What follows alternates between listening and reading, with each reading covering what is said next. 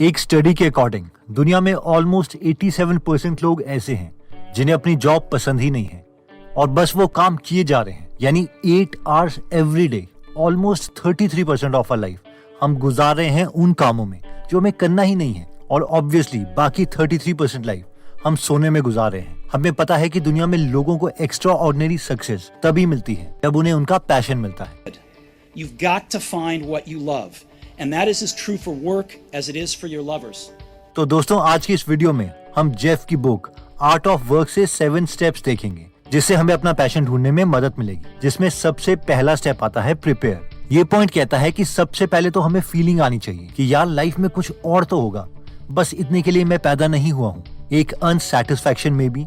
और जब हम कॉन्शियसली इस फीलिंग को जी लेते हैं तो हमें एक कॉपी पर जितने भी हमारी लाइफ में मेजर इवेंट्स हुए हैं उसे लिखना है, चाहे वो अच्छे हों या बुरे, क्योंकि वो इवेंट्स ही हैं जो हमें शेप कर रहे हैं। उसके बाद उस लिस्ट को पढ़ के हमें ये देखना है कि इन सब इवेंट्स में कौन सी ऐसी चीजें थी जो हमें खुशी दे रही थी, कब मुझे लग रहा था कि मैंने कुछ अचीव किया है।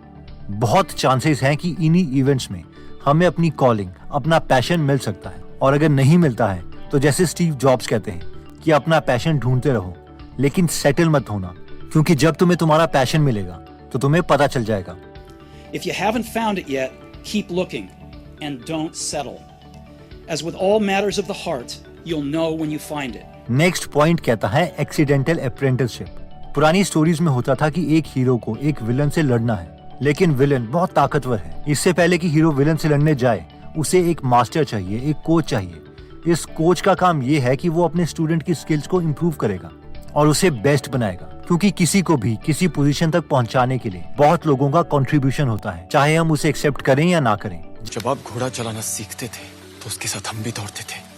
जितना पसीना आपके घोड़े ने बहाया उतना हमने भी। ये मल्हार राव कितनी जंगें लड़ी आपके साथ, कितने घाव झेले सिर्फ आपकी जीत के लिए। ये तुकोजी जिसने कई बार जख्मी हालत में दिन रात जाग कर आपकी सेवा की। सेनापति ऐसे ही नहीं बनते श्रीमंत। जेफ कहते हैं कि सेल्फ मेड मैन करके कुछ नहीं होता, क्योंकि दुनिया के बेस्ट ऑफ बेस्ट लोगों के भी मेंटर्स थे, टीचर्स थे, गाइड थे।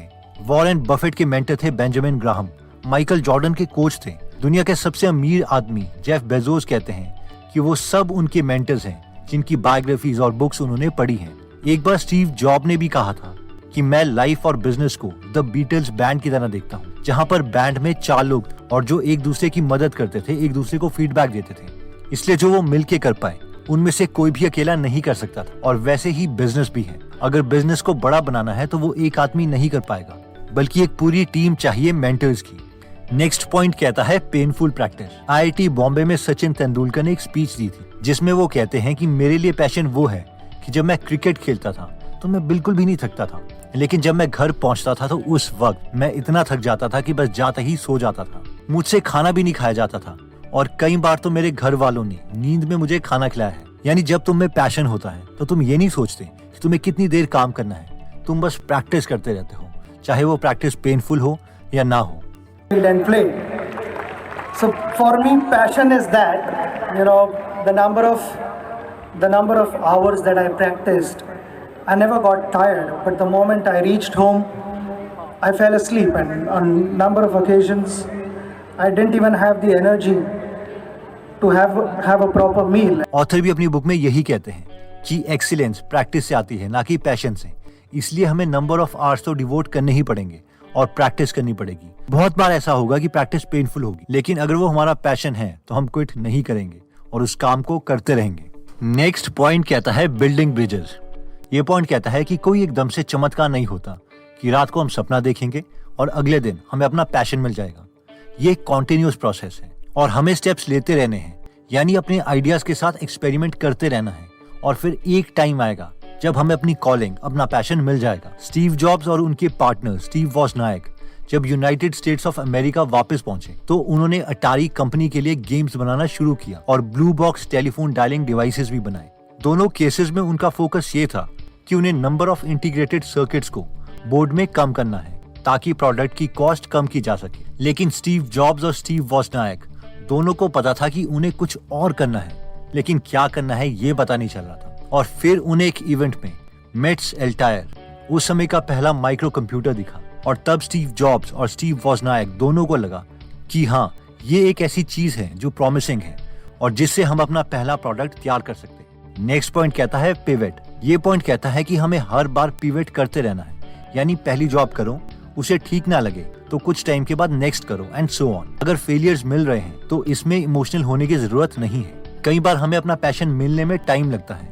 और जब पैशन मिलेगा उस वक्त हमें पता चलता है कि वो सारे फेलियर्स क्यों इम्पोर्टेंट थे और क्यों अगर वो फेलियर्स नहीं होते तो हम वो कर ही नहीं पाते जो हमें करना था।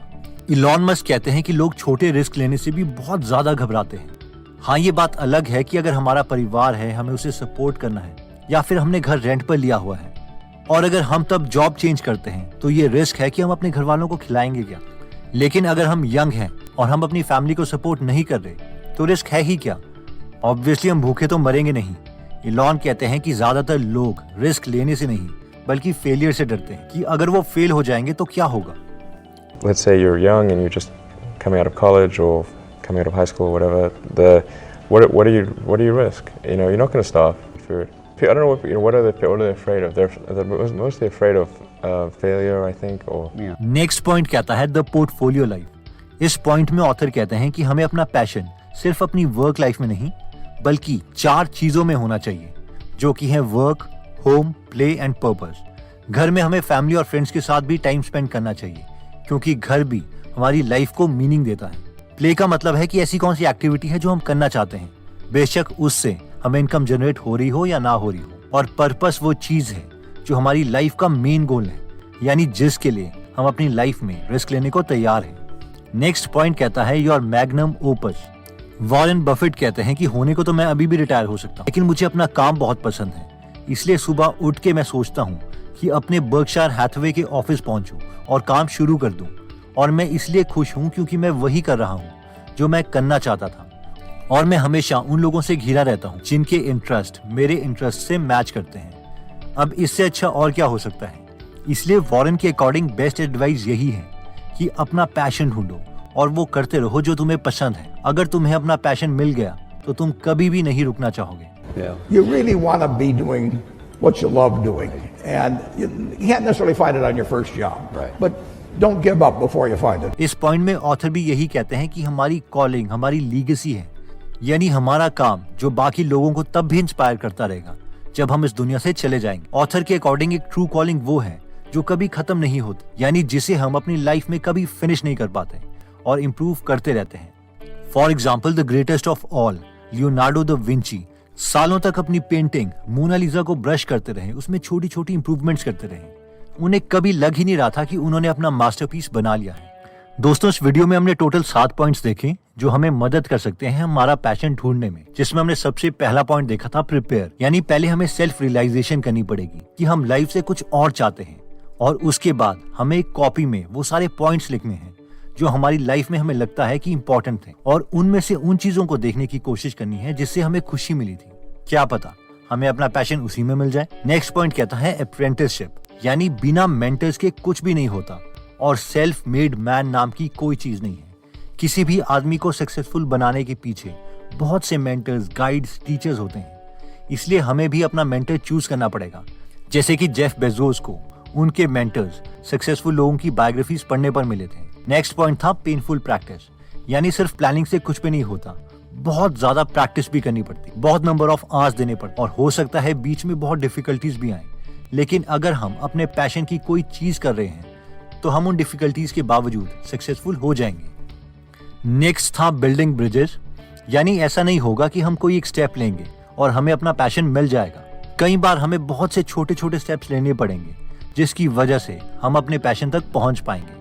जैसे कि स्टीव जॉब्स और स्टीव वॉजनायक कंप्यूटर्स में काम करने से पहले वीडियो गेम्स बना रहे थे। नेक्स्ट पॉइंट में हमने देखा था पिवट, यानी अगर हम कोई पहली चीज करते हैं और उसमें हम सक्सेसफुल नहीं होते तो हमें पिवट करना पड़ेगा, यानी नेक्स्ट टास्क ट्राई करना पड़ेगा जो कि इन हार्डशिप के बावजूद परसिस्ट करेगा और जो इन हार्डशिप्स के बावजूद परसिस्ट करेगा उसी को अपनी कॉलिंग मिलेगी। नेक्स्ट पॉइंट में हमने द पोर्टफोलियो लाइफ के बारे में देखा था, जिसमें हमने देखा था कि टोटल 4 चीजों में हमें फोकस करना चाहिए और ये 4 चीजें थी work, home, play and purpose. और फाइनली हमने देखा था योर मैग्नम ओपस, यानी ट्रू कॉलिंग तो वो है जो हम अपनी डेथ तक करते रहते हैं, जैसे कि वॉरेन बफेट 90 इयर्स होने के बावजूद अभी भी इन्वेस्टिंग कर रहे हैं। Leonardo da Vinci last movement तक अपने मास्टरपीस मोनालिसा की पेंटिंग को इम्प्रूव करते रहे। इन शॉर्ट, हमारी कॉलिंग कभी भी पूरी नहीं होती और हमें कोशिश करनी चाहिए कि हम अपने काम, अपनी लीगेसी छोड़ के जा सकें ताकि बाकी लोग उसकी मदद ले सकें और हमारे काम को आगे बढ़ा सकें और अपना पैशन पूरा करें। दोस्तों, अगर आप चाहते हैं कि न्यू ईयर में आप अपने माइंडसेट को कम्प्लीटली पॉजिटिव और सक्सेस के लिए प्रोग्राम करें, तो हम रेकमेंड करेंगे कि आप हर रोज एक एक्सट्रीमली सक्सेसफुल इंसान की बुक समरी सुनो जिन्होंने खुद दुनिया में एक पॉजिटिव इम्पैक्ट क्रिएट किया है। अगर आप हिंदी में फ्री में बुक समरी सुनना या पढ़ना चाहते हैं तो आप गीगल एप्लीकेशन को डाउनलोड कर सकते हैं। इसका लिंक हम डिस्क्रिप्शन में दे देंगे। एनीवेज दोस्तों, अगर आप ऐसी नॉलेजेबल वीडियोस मिस नहीं करना चाहते तो सब्सक्राइब करने के बाद बेल का बटन दबाना मत भूलिएगा। आप ये वीडियो जरूर अपने फ्रेंड्स या फैमिली मेंबर्स के साथ शेयर भी कर सकते हैं ताकि उन्हें भी अपना पैशन ढूंढने में मदद मिले और वो भी एक हैप्पी और सक्सेसफुल लाइफ जिए।